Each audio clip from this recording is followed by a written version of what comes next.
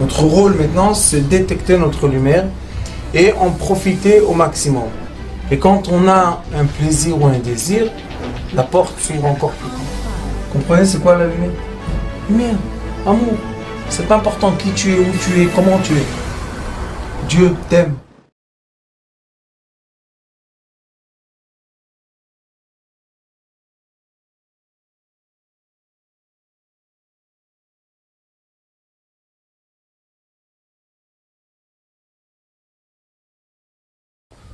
Quand on rentre profondément dans l'étude de la Haggadah, on va voir que nous avons des enseignements. Les enseignements sont les mitzvot. Alors on dit comme ça, on a Kadesh, faire le kiddush. Urchat, faire la netila sans la bracha. Karpas, c'est manger le légume avec l'eau salée. Karpas. Yahat, on coupe on casse la matzah. Magid. Et maintenant, on recommence les mitzvot. Magid rachza. Motzi matzah. Et après qu'on a motzi matzah, qu'est-ce qu'on fait? Maror korer. Shulchan orer. Tzafoun. D'accord? Tzafoun. Barech. Alel nirtza. Si on regarde toutes les mitzvot de la Haggadah, on en a 13. 13, c'est Echad. Et 13, c'est Amour. Donc, on voit que le déroulement de toutes les mitzvot, c'est pour atteindre quoi? Le degré d'amour d'Akadosh Baruch Hu qui a vers nous cette nuit. Pourquoi Akadosh Baruch Hu a vers nous cette nuit tellement d'amour? Et il parle aux 4 fils, le sage, le méchant, le tam, l'entier, et Sheino, celui qui s'annule. Pourquoi il a de l'amour? Il veut nous montrer qu'il a de l'amour pour tous, malgré ce qu'ils sont. Pourquoi ils sont comme ils sont? Pourquoi les gens pensent comme ils pensent? Est-ce que ça dépend d'eux? Ou bien ça dépend de comment ils ont été créés. Et c'est pour ça que Akadosh Baruch Hu, il est écrit dans les livres, parce que Akadosh Baruch Hu, son souci tous les jours est qu'il ne perde aucune étincelle de lumière dans ce monde.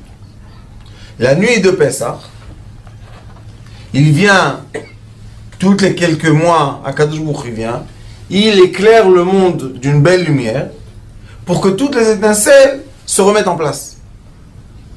C'est la raison. C'est comme un aimant qui arrive et tous les petits parties de fer, qu'est-ce qu'elles font? Elles se mettent en place pour que on puisse être aligné. Même il y a une médecine qui est une médecine des aimants, vous connaissez? Ouais. C'est une médecine qu'on met des aimants sur la main, dans les pieds, et on dort dessus. Qu'est-ce qui fait l'aimant? C'est écrit cette médecine dans le Parashat Nord, dans la Zohar Kadosh. Il réaligne toutes les parties de fer dans notre corps. La nuit de Pessah, exactement la même. Et si vous allez regarder les mitzvot, vous allez voir une chose magnifique. Nous avons le kiddush sur le vin. Après avoir le kiddush sur le vin, on doit nettoyer nos mains. Mais comment on fait le nettoyage des mains? Sans bracha. Après ça, on mange le karpas, que c'est un légume, mais dans l'eau salée. Et après avoir mangé le karpas, on prend la matzah, on la coupe en deux. Mais quand on la coupe en deux, est-ce qu'on la mange? Non. Donc la première partie du lait à seder, nous faisons des choses. La première coupe de vin, c'est aussi des dinim, c'est Shem Elokim. Les dinim, c'est la rigueur. Après, on lave nos mains sans bracha, donc c'est seulement une partie de mitzvah. Après ça, on mange le légume avec l'eau salée, donc c'est pas tellement agréable. Et après ça, on casse la matzah. On peut faire l'allusion au tikkun olam. Au début, on fait Kadesh, Zema et Mitukim. Après ça, on fait Ochatz, c'est un peu salé parce qu'on enlève les particules qui sont salées de nos mains pour qu'on puisse manger les légumes. Après ça, on prend le légume dans l'eau salée, la mer. Et après ça, on va au Yamsouf. C'est comment le Yamsouf? C'est ouvert. C'est en deux. Qu'est-ce qu'on fait? On tranche pour que ça s'ouvre en deux.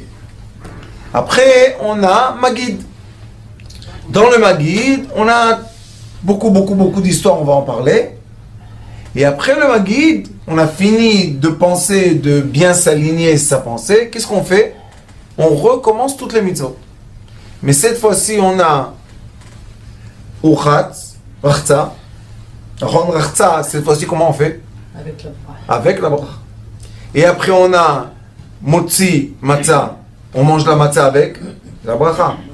Maror, Korer, le début du maror, c'est amer. La fin du maror, doux. Et on le met dans quoi? Dans la charoset. La charoset, elle est douce. D'accord? On a maror, Korer, shulchan orer, on mange. Et après, on a tzafoun. Tzafoun, c'est quoi? C'est l'afikoman qu'on a cassé en deux. Maintenant, on le mange avec appétit. C'est magnifique. Et après, on a Barer. Et après le Barer, on a Hallel Nirtza. Hallel, c'est le but de la nuit de Pessah. Être capable d'aligner toutes les pensées qu'on a dans notre tête, qui se mélangent, qui sont des fois la force du sage, des fois la force du méchant, des fois la force de l'entier, du tam, et des fois la force de celui qui s'annule. Mais on voit que la nuit de Pessah est en équilibre. D'un côté, je fais des mitzvot qui sont plus ou moins, qui représentent une personne qui doit s'améliorer. D'accord? De l'autre côté, j'ai les mêmes mitzvot, mais avec toutes les brachot. Donc j'ai un côté avec la bracha, j'ai un côté sans la bracha. Et qu'est-ce qui fait la différence entre une personne avant d'avoir été bénie et une personne après d'être bénie? La différence est juste le milieu. Ça s'appelle Magid. Magid, c'est Mem, Gimel, Yud, Dalet. Mem et Yud, c'est Nun. Et Gimel et Dalet, c'est Zan. Ça veut dire qu'on a le Zan. C'est quoi Zan? La nourriture. Quelle est la nourriture d'une personne? La nourriture d'une personne, c'est le Magid. Le Magid, vous savez qu'avant on disait que quand on a un ange qui nous suit ou un maître qui nous suit, ça s'appelait Magid. Il y a le Magid, le Bet Yosef. Le Bet Yosef, il avait un Magid. Il y a des sages qui avaient un Magid. C'est quoi un Magid? C'est un esprit qui parlait avec eux pour l'enseigner la Torah, pour leur donner des justes raisons de faire des choses. Et il dit le Magid qu'il est né de quoi? De la Mishnah. À force que le Bet Yosef disait des Mishnayot, tac, il a eu l'ange de la Mishnah, le Magid, le Bet Yosef. Il y a un livre qui s'appelle Magid, le Bet Yosef. Chacun de nous, la nuit de Pessah, on a un Magid. C'est qui notre Magid? La Haggadah. Quelle partie de la Haggadah? L'enseignement qu'il y a dans la Haggadah. Chaque personne dans sa vie sait que quand on arrive dans un endroit qu'on ne connaît pas, on a besoin d'un guide. Vous voyez, guide, Magid. On a besoin d'un Magid. On a besoin d'un guide qui nous montre le chemin. D'accord? Quelqu'un arrive dans, je sais pas, dans une ville et il ne connaît rien du tout. La chose la plus intelligente de faire, c'est prendre un taxi et que le taxi nous guide, puisqu'il connaît la route. Ou bien aujourd'hui, Waze. On a Waze partout. Donc, on a besoin, chacun de nous, dans la vie, d'un Magid, de quelqu'un qui nous guide pour nous emmener au bon chemin. C'est quoi le bon chemin? Le bon chemin est la capacité d'une personne de bénir sa vie. Tant qu'une personne n'arrive pas à bénir tout ce qu'elle a, il faut donner la bénédiction à tout. Tant que je n'arrive pas à bénir ma vie, ça veut dire que le guide que j'ai, le Magid que j'ai, n'est pas dans la bonne direction. Il faut des fois changer d'un chameau à un âne. Et des fois, il faut prendre une calèche. Et des fois, il faut prendre le vélo. Et des fois, la voiture. Et des fois, l'avion. Mais le principal est quoi? Qu'on puisse arriver, bénir. Pas arriver et encore une fois rentrer dans un cycle qui n'est pas béni. Non, on doit arriver à bénir. C'est pour ça que quand on fait une choupa, quand on fait un mariage, dans le mariage, on fait quoi? On fait les Sheva Brachot. C'est quoi les Sheva Brachot? Arriver à accouplir un homme et une femme et les bénir. C'est pour ça qu'on les bénit des 7 brachot. Et il est écrit que les brachot qu'on bénit un homme et une femme, c'est les 7 jours de la semaine de leur vie. Et chaque bracha va bénir un jour de la semaine. C'est pour ça qu'on fait les Sheva brachot 7 jours de la semaine. Alors maintenant, on a tout un enseignement et tout un approchement différent de la Haggadah. On arrive dans la nuit de Pessah. Nous tous, le sage, le méchant, c'est pas le tam, c'est quelqu'un de naïf. Le naïf et celui qui s'annule, on arrive tous à quoi? À un degré, on rentre dans la nuit de Pessah, tous ignorants. Tous ignorants, on doit lâcher tous prise. Pourquoi? Parce que si on va rentrer dans la Haggadah de Pessah, dans la nuit de Pessah, avec nos pensées fermées, avec nos pensées fermes, on ne pourra pas sortir de la nuit de Pessah avec un changement. Et l'essentiel de la nuit de Pessah, c'est Ma Nishtana Halayla Azeh. Ma Nishtana Halayla Azeh, c'est la chose la plus importante de la Haggadah. Laïla représente ce monde qui s'appelle l'obscurité vis-à-vis du monde éclairé. Le monde futur, c'est un monde de lumière. Ce monde-là s'appelle le monde obscur. La preuve est que l'univers, malgré qu'il y a beaucoup de soleil et beaucoup d'étoiles, quand on regarde la nuit, c'est obscur l'univers. Il n'y a pas de lumière dedans. Donc, ça s'appelle Alayla. Et la Haggadah nous dit, Ma, c'est 45. Être, Adam, homme, c'est 45 en gematria hébreu. Donc j'ai Ma, l'homme. Nishtana, changera. Halayla, cette nuit. Mais comment l'homme peut changer cette nuit? C'est ça la question. Alors on prend Halayla. On a Hey, Lamed, Yud, Lamed, Hey. Ok? On a le Hey. Je vous montre. On a le Hey. Regardez. On a le Hey, le Lamed, le Yud, le Lamed, le Hey. Donc on a de cette direction et de la direction inverse, on a le même mot. Et ce mot-là, il tourne autour de quoi? D'un Yud. Le Yud. Le point. Le centre. C'est quoi le point? Ce qu'on étudie ensemble. Le point 0. Si cette nuit, tu veux changer, mets-toi au point 0. Le point 0, c'est quoi? Être tout et rien à la fois. J'accepte tout ce qui peut se passer cette nuit. J'accepte tous les changements qui peuvent se passer. Pourquoi? Parce que cette nuit, ça s'appelle l'El Shimurim. C'est une nuit protégée. On n'a pas le droit de dire Kriyat Shema à la Mita. On ne dit pas Shema à la Mita. Pourquoi? Les nuits de toute l'année, on dit Shema Israël. Pourquoi? Pour se protéger. D'accord? Cette nuit, c'est pas la peine de dire Shema Israël. Pourquoi? Il y a une protection divine sur tout le monde.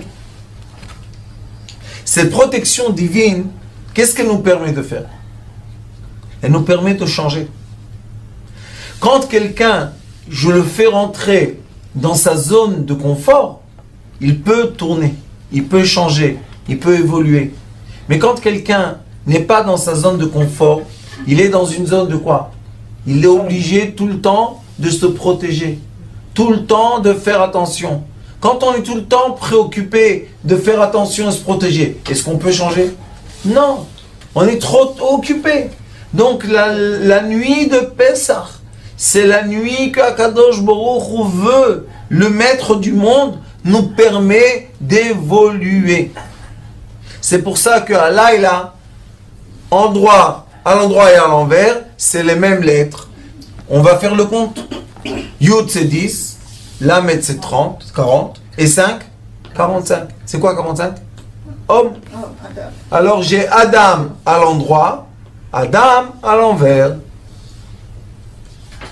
J'ai Halayla Adam, et de l'autre côté, Halayla Adam. L'être humain ne doit pas mourir pour changer. Il ne doit pas souffrir pour changer. Il doit juste devenir un point. Accepte de t'annuler. Accepte d'être humble. Ekevanava irat Hashem. Celui qui est dans le Ekev, dans le talon, irat Hashem, lui il voit Kadosh Baruch Hu. Mais celui qui est dans l'orgueil, il ne voit pas Kadosh Baruch Hu. Comment c'est possible? Si je suis dans l'orgueil, je suis plus grand, je suis plus haut, je suis plus près des cieux. Mais un Kadosh Baruch Hu, il est en bas. Qu'est-ce qu'il est écrit? Ashlech emet arza. Jette ta vérité par terre. Quelle vérité? La vérité qui emmène les conflits, la vérité qui emmène les problèmes, la vérité qui emmène la haine gratuite, la vérité qui emmène la kina, la jalousie. Jette par terre. Et qu'est-ce qu'il est après écrit? Emet me'eretz titzmach. La vérité, elle surgit de quoi? De la terre toute seule. Donc nous, où on doit se mettre? Dans la terre. Partout dans la Torah, quand Moshe Rabbeinu avait un conflit avec le peuple d'Israël, qu'est-ce qu'il est écrit? Vaipol Hashem et Moshe al panav. Chaque fois qu'il y avait un conflit, Moshe c'était le plus sage, le plus intelligent, le plus fort, d'accord? Chaque fois qu'il avait un conflit, qu'est-ce qu'il disait? Je m'incline. Devant qui tu t'inclines, mon cher Rabbeinu? Ce sont des méchants. C'est les enfants d'Akadosh Baruch Hu. Il n'y a pas de gens méchants. Et vous voyez que là, on a Adam, deux hommes, deux êtres. Après, il y a Hazé. Quand j'écris Hazé, c'est Hey, Zain, Hey. Hey, Zain, Hey. Et de l'autre côté, j'ai Hey, Zain, Hey. C'est la même chose. On a deux secrets ici. C'est quoi les deux secrets qu'on a? Hey et Zain, c'est 12. 5 et 7, 12. 12 et l'homme, c'est 13. Donc j'ai 13 de ce côté, 13 de l'autre côté. 26. 26 c'est quoi? Le nom divin. Je continue. D'après la Kabbalah, on écrit Zain, Vav, et un point au-dessus, Yud. Donc j'ai Hey, Vav, Yud. Hey, Vav, Yud. Alors j'ai Hey, Vav, Yud, Hey, c'est quoi? Le nom divin. C'est le nom d'Hachem. Maintenant, je vais faire le compte. Hey, Vav, c'est 11. Et Yud, 21.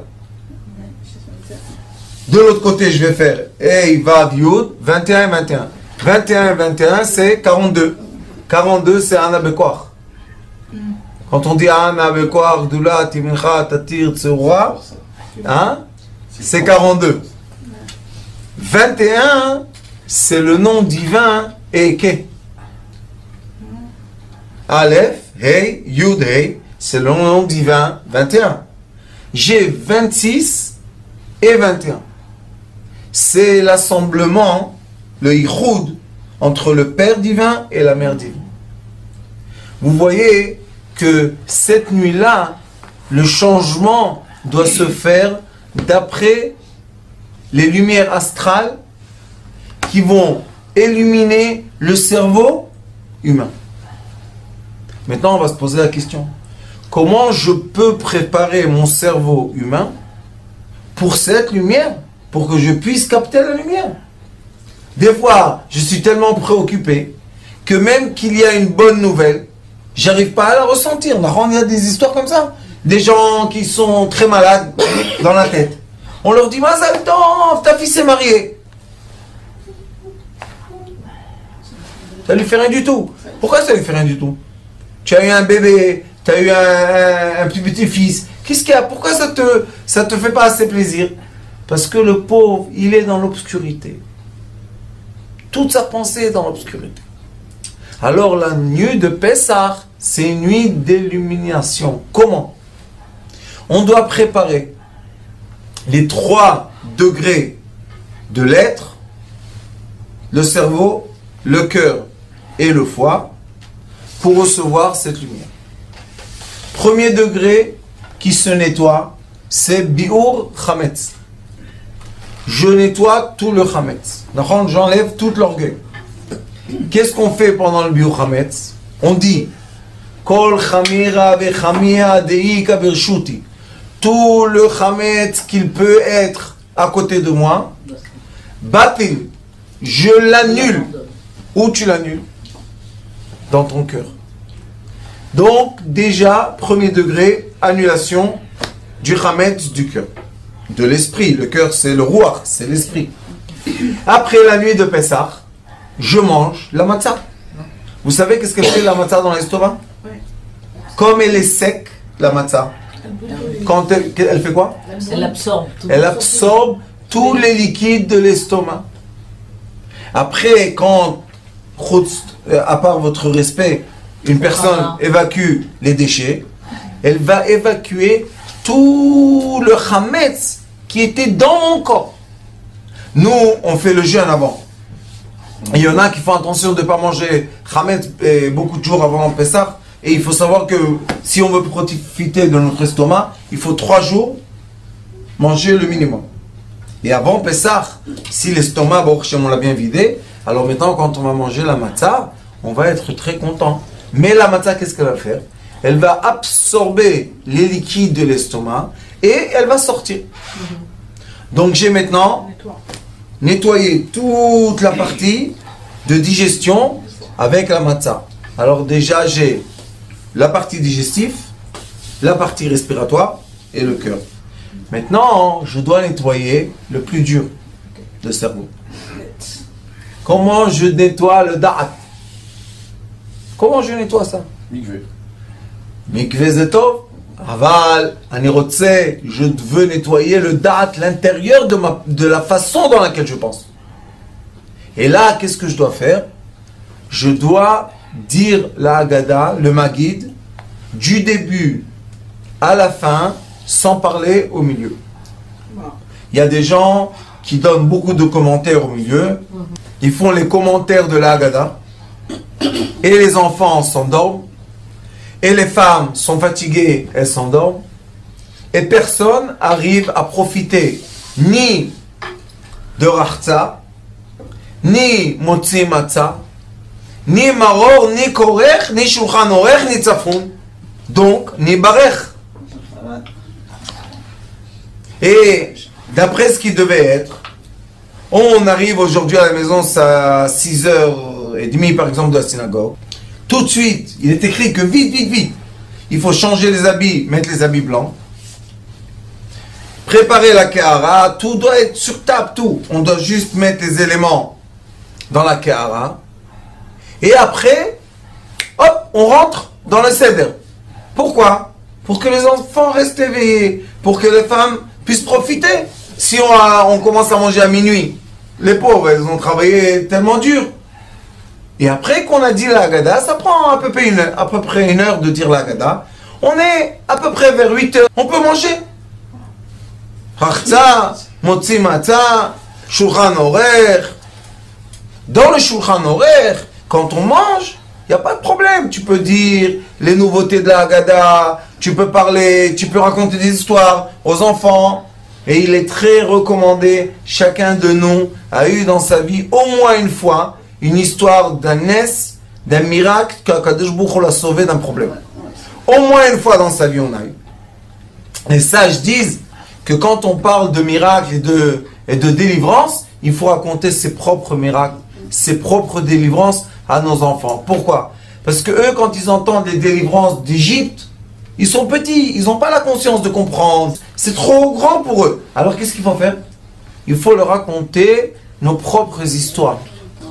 Quand on raconte aux enfants qu'on a eu des miracles, ça rapproche les enfants à la demande naturelle vis-à-vis d'Akadosh Baruch Hu de les sauver de leurs propres petits problèmes. Mais pour eux, un petit problème, c'est comme nous un grand problème. Les problèmes viennent d'après la capacité d'une personne de les passer. Donc on voit que dans la Haggadah,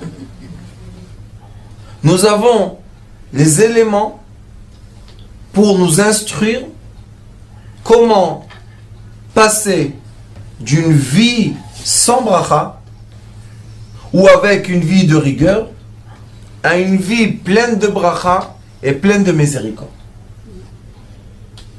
Ça, c'est une chose que cette année seulement j'ai dévoilée en regardant la Haggadah d'une perspective.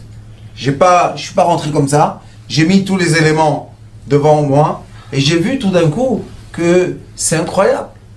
Ils sont en train de nous faire passer d'un monde à l'autre. C'est pour ça qu'il est écrit Manishtana. Change. Comment je vais changer? On va te donner un nouveau esprit. On va te donner un esprit de bénédiction. Et non pas un esprit de souffrance, de maladie et de malédiction. Et si on accepte de nettoyer la partie digestive, la partie émotionnelle et la partie intellectuelle, on accepte de la nettoyer de tout ce qui est orgueil, alors on est capable de recevoir la lumière divine. Mais si malheureusement on rentre dans la nuit de Pessah avec de l'orgueil, avec de la rigueur, moi je dis aux gens, sachez que toujours pendant la nuit de Pessah, quand on est en famille, un verre de vin va se renverser, une galette va tomber par terre, un plat va se casser, et alors, c'est pour ça qu'on va perdre cette tellement belle nuit de lumière. Et c'est la vie, c'est comme ça. Des fois, on reçoit un poste, on est content, on a changé de travail, tout va bien, et quelqu'un cogne la voiture. Dis merci. On t'a cogné la voiture, et alors? À cause qu'on t'a cogné la voiture, maintenant tu maudis le travail. Qu'est-ce que les gens disent? Ah, c'est à cause que ils font les relations pas bonnes. Pourquoi ils font les connexions pas bonnes? Pour souffrir. Et pourquoi les gens aiment souffrir, vous savez? Pour dire, ah, je suis mesquin, ah, je suis malade, ah, ayez pitié de moi. C'est très bien de le dire. Mais un jour, tu deviens vraiment malade, vraiment mesquin. Et là, tu es quoi? Esclave. Quel était le degré d'esclavage du peuple d'Israël en Égypte? Vous savez qu'ils ne ressentaient plus la pitié pour leurs enfants. On prenait les enfants, les hommes retournaient du travail le soir, et les soldats venaient avec eux, et ils disaient, toi aujourd'hui tu devais donner 50 briques, tu en as emmené seulement 48. C'est vrai? Oui. 2 enfants. Et ils prenaient les enfants, ils les mettaient dans les murs. Vous imaginez un peu? Et où est la mère qui pleure? Où est la mère qui crie? Vous savez ce qu'il m'a raconté mon fils? Qu'il a étudié que la femme qui est venue crier la première, c'était une femme de quoi? De la tribu de Lévi. Il y avait une tribu qui n'a pas été esclave. Pourquoi ils n'étaient pas esclaves, vous savez? Parce qu'ils avaient le Maguid. Ils étaient dans l'enseignement de la Torah. Ils étaient dans l'enseignement de la lumière. Donc, ils n'avaient pas l'esclavage. Mais ceux qui étaient dans l'ignorance, on a réussi à les mettre esclaves. Alors une fille de Beth Lévi, elle est venue habiter avec le peuple d'Israël. Elle s'est mariée avec quelqu'un. Et elle a vu les soldats viennent la nuit. Ils prennent le bébé pour le mettre dans un mur. Et elle, comme elle était éduquée dans une famille de sages, elle a crié la nuit. Elle a dit, quoi? Mon fils, tu le prends à Kadosh Baruch Hu. Il a été écrit dans le Midrash, il a entendu une femme crier. Il a dit, ah, Ils se sont réveillés, mes enfants, esclaves. Ils ont levé la tête pour comprendre. On ne va pas demander pitié ni des soldats, ni de Pharaon, ni de personne. On va demander de pitié d'Akadosh Baruch Hu seul. Et la nuit de Pessah, il nous dit, c'est la nuit de protection. Ayez peur de rien. Ouvrez la porte. Personne ne va vous faire du mal. Pourquoi? Ani Hashem Shomrecha. Moi, Akadosh Baruch Hu, je te protège. Alors il y a des gens qui disent, quel protège? Où il me protège? Tu sais qu'est-ce que j'ai vu, j'ai vécu dans ma vie? Rav, soyons honnêtes. Hier, j'ai eu un monsieur qui est venu me voir. Comment dire? Que Dieu le garde. 75 ans, 20 ans en Israël, sans travailler. Il vient au Lechadash d'un pays. Je lui ai dit, pourquoi tu n'as pas travaillé? Hyper intelligent. Vous savez, les savants, comme ça. Je lui ai dit, pourquoi tu n'as pas travaillé? Il m'a dit, c'est tous des idiots ici. Je lui ai dit, qu'est-ce qu'il y a? Tu es tellement intelligent. Il m'a dit, oui, je parle cette langue, je suis. Pourquoi il est venu? Parce qu'il ne veut plus vivre. Alors il a un débat avec sa femme. Est-ce qu'il a le droit de prendre quelque chose pour ne pas se réveiller? Et la pauvre, sa femme, elle pleure à côté de lui. Et lui, il parle, il s'en fout. Vous savez, ça s'appelle une marachroa. Et on dit, vous savez, le japonais, c'est très proche du tunisien. Rama. Il a une pierre dans lui, que Dieu nous en préserve. Oui, c'est un samouraï, mais... Vous savez qu'est-ce que j'ai fait? Qu'est-ce qu'on peut faire quand quelqu'un vient comme ça, tout dépressif, et vous connaissez les gens que tout ce que tu dis, il te dit, ouais, j'ai déjà entendu ça. Ah oui, ça aussi déjà. 20 ans, il fait comme ça. Qu'est-ce qu'on va faire? Vous êtes mis à peur. Non, vous savez ce que je lui ai dit? Dans son sens. Je lui ai dit, dans son sens à lui. bien sûr, je lui ai dit, t'es tellement intelligent. Hop. J'ai dit, t'es tellement instruit. J'ai dit, tu comprends tellement bien les choses. C'est un gaffe-tête. J'ai dit, quand la cavote à toi, boum. Je lui ai dit, toi, tu dois aider des enfants. Il m'a dit, quoi? Il m'a dit, mais je parle pas l'hébreu. J'ai dit, tu sais combien d'enfants habitent autour de toi, qui sont au Lim Khadashim de ton pays, et qui n'arrivent pas à comprendre les mathématiques, l'anglais, c'est difficile. Vous savez, un enfant, il vient dans une classe en hébreu, il ne comprend rien au début. J'ai dit, toi et ta femme, vous devez héberger entre 4 heures, 3 heures et 6 heures, jusqu'à quand aujourd'hui, malheureusement, le Olim Khadashim, le père et la mère travaillent tellement dur, parce qu'ils commencent de rien.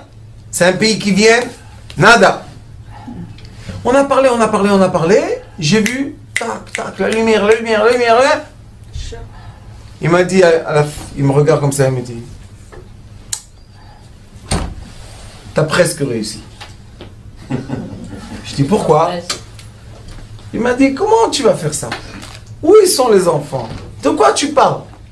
Baruch Hashem, on a la rabbinite Katzara Anana. J'ai appelé une dame, s'appelle Michel. J'ai dit, viens ici. Qu'est-ce qu'il y a? Elle est très dans la communauté là-bas. J'ai dit, regarde, il y a des gens âgés qui sont retraités et ils n'ont pas à côté d'eux la famille, les enfants. Ils n'ont pas, les enfants, ils sont dans 4 coins du monde. Ils sont seuls. D'un autre côté, nous avons des familles que le père et la mère travaillent très très dur pour assumer... venir ici, vous savez, venir sans rien, ça commence, les loyers, les enfants, ça coûte cher la vie en Israël. Je lui ai dit, regarde qu'est-ce qu'on va faire. On va assembler les enfants avec les gens âgés et on va faire des familles. Des familles quoi? Un mutuel. Grand-père, parents, enfants. Elle était tellement contente. Et lui, il était tellement content. Sauf il m'a dit, hey, tu m'emmènes pas trop, hein. J'ai dit, écoute, dans le ciel, il est écrit que chaque enfant qu'on lui donne une éducation, c'est comme notre enfant. J'ai dit, de quoi tu pleures? Tu en as eu 2 du ventre de ta femme et tu vas en avoir 100. Vous savez, je ne peux pas vous exprimer la lumière qu'il y a eu sur son visage. Et j'ai dit, maintenant, tu souffres? On dit non. Je dis, tu sais pourquoi? Parce que tu as un sens à ta vie. Le sens de la vie, ça s'appelle Maguide. Le Maguide, c'est celui qui va nous dire comment se comporter. C'est un guide. La Haggadah, c'est un enseignement de comportement. Vous voyez qu'il y a 4 pensées, 4 enfants différents, mais Kulanu Mesubim, autour de la même table. Et les 4 enfants ont 4 questions. Mais les questions qu'ils ont, on se pose tous ensemble. On jette aucun des enfants. Parce que seulement l'union peut emmener l'évolution d'un être. Ces 4 enfants-là que vous voyez autour de vous, et facilement on critique. Ah, celui-là c'est un sage, ah, celui-là c'est un méchant, ah, celui-là c'est... C'est nous-mêmes. Nous les avons dans notre tête, dans notre esprit. Nous en avons un à droite, un à gauche. Dans le cœur, il y a la chambre droite, chambre gauche. Dans le foie, il y a le côté droit, le côté gauche.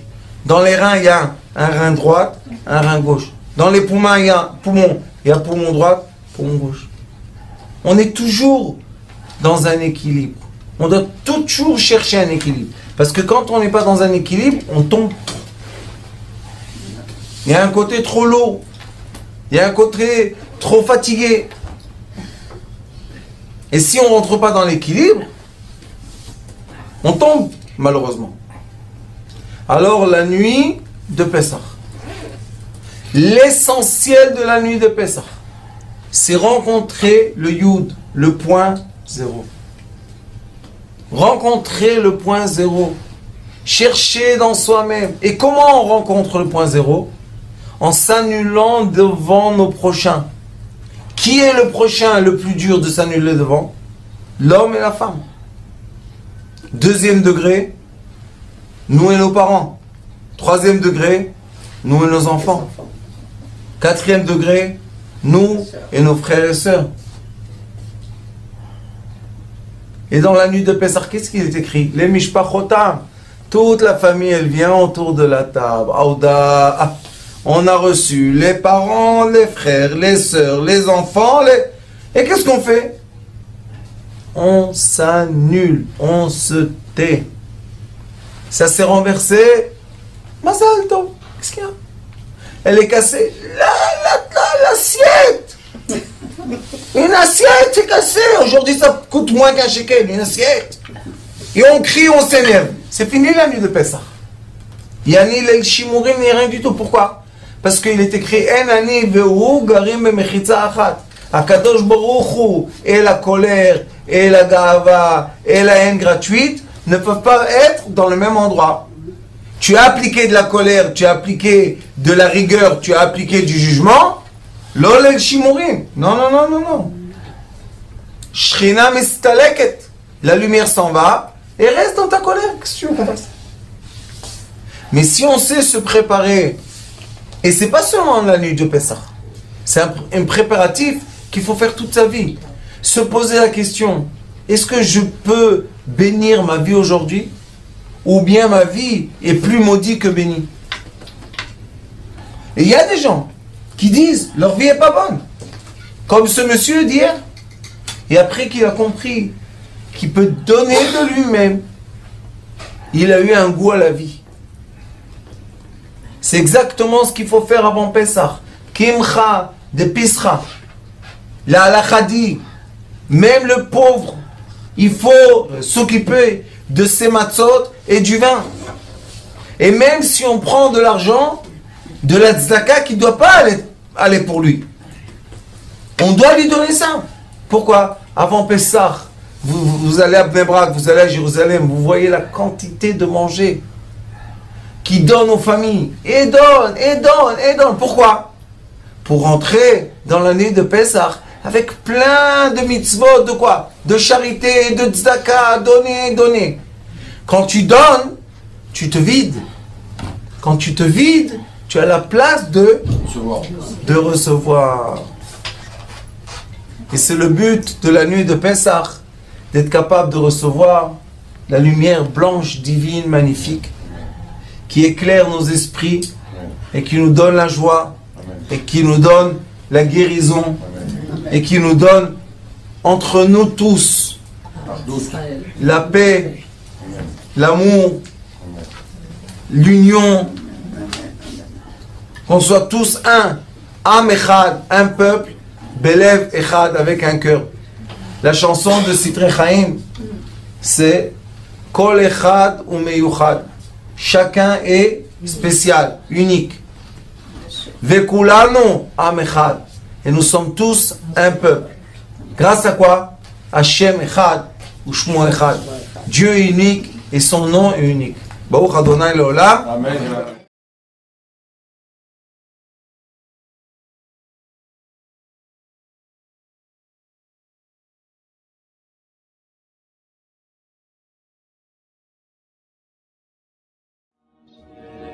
הוא